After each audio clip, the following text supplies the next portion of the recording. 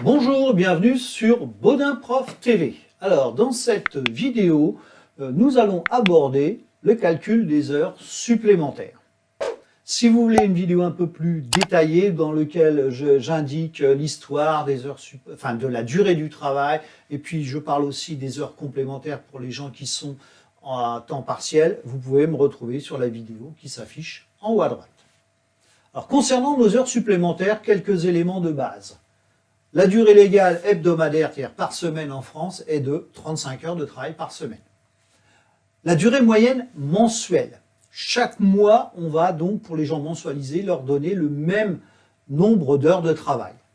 C'est 151h67. Comment trouve-t-on ces 151h67? C'est très simple. 35 heures par semaine, 52 semaines dans une année. Le nombre de mois, il y en a 12, donc on divise par 12 et ça nous donne une moyenne 151h67.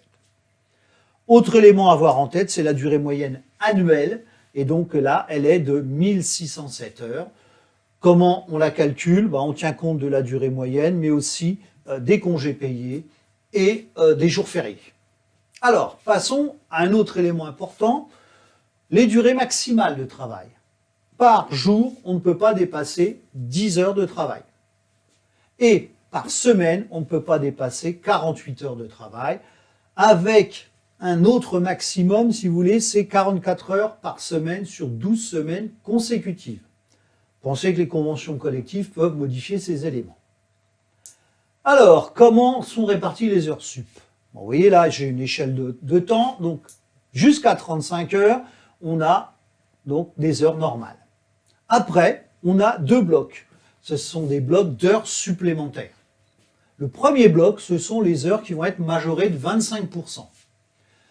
On voit qu'il y en a 8, c'est-à-dire que les 8 premières heures après la 35e sont payées 25% plus cher. Et le reste, jusqu'à 48, qui est notre maximum, sont majorés de 50%. Il faut savoir qu'un salarié sur une année ne peut pas dépasser un maximum de 220 heures supplémentaires, sauf dérogation de l'inspection du travail. On parle alors de contingent d'heures sup. Comment calcule-t-on une heure supplémentaire au niveau monnaie, on va dire? Si on prend un tarif horaire de 12 €, l'heure qui est majorée de 25%, c'est 12 € plus 25% des 12 €. Donc 12 € plus 12 € fois 25%, ça fait 3 €, donc 12 plus 3, ça fait 15 €. On peut aussi le calculer avec le coefficient multiplicateur, 12 fois 1,25, ça fait 15. Pour les heures majorées à 50%, là vous voyez le calcul est vite fait, on a toujours nos 12 € de salaire normal, mais c'est 12 € le supplément fois 50%, donc ça fait 6 €, 12 plus 6, 18 €, donc on est avec le coefficient multiplicateur de 1,5, on est aussi sur 18 €. Alors, appliquons tout ça. La première semaine du lundi au vendredi, les semaines complètes. Calcul d'heures sup se fait par semaine complète. 37 heures faites, donc il en a fait 35 normales, et 2 supplémentaires, la 36e, la 37e. La semaine d'après, là aussi, il y a 41 heures, donc toujours 35 heures normales. Et puis, il y a 36e, 37e, 38e, 39e, 40e, 41e, donc 6 heures supplémentaires majorées de 25%. Si j'additionne 35 et 6, j'ai bien mon total de 41. Continuons la semaine d'après. Alors là, il a beaucoup travaillé, il a fait le maximum, 48.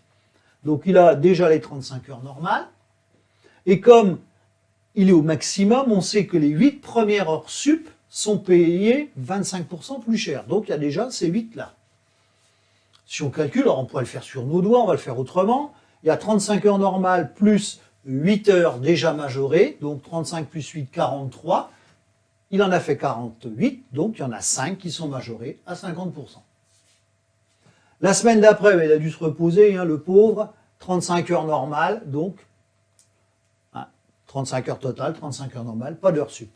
La dernière semaine, alors là, il faut faire attention. Je vous l'ai dit juste avant, les heures supplémentaires se calculent sur des semaines complètes. Et là, la semaine n'est pas complète, on a lundi, mardi, mercredi. Donc, c'est très simple.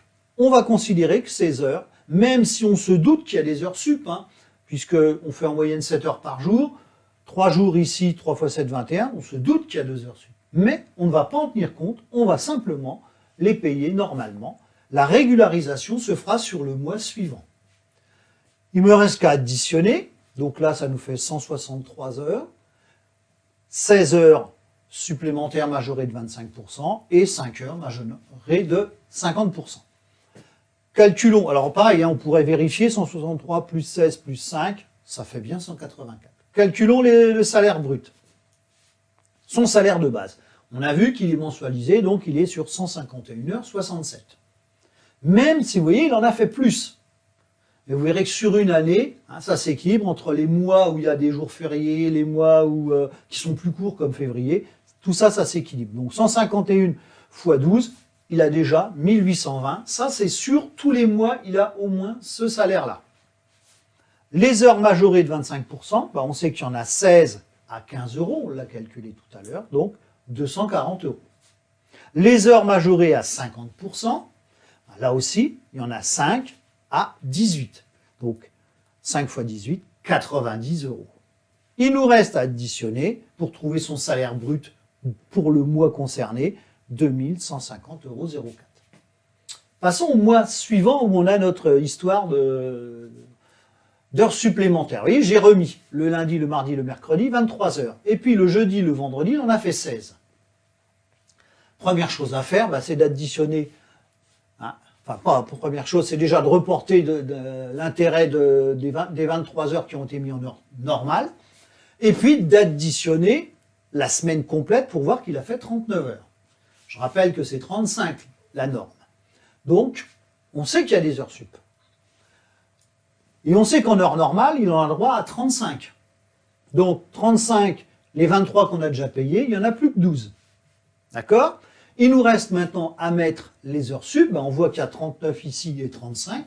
On sait que c'est 4 heures sup à 25% de majoration. La semaine d'après, donc là on retombe sur des choses classiques. La semaine d'après, il a fait 36 heures, donc 35 heures normales, 1 heure sup. La semaine suivante, il en a fait un petit peu plus, 42, donc 35 heures normales et 7 heures sup. 35 plus 7, ça fait bien 42. La semaine suivante, il a fait que 35 heures, donc pas d'heures sup. La dernière semaine qui elle est complète, donc là on peut calculer, donc il en a fait 44. Donc il y en a 35 normales, plus 8, les 8 premières à 25%, donc 35 plus 8, ça fait 43. Donc comme il en a fait 44, il en a une majorée de 50%. On totalise, alors là il faut faire attention.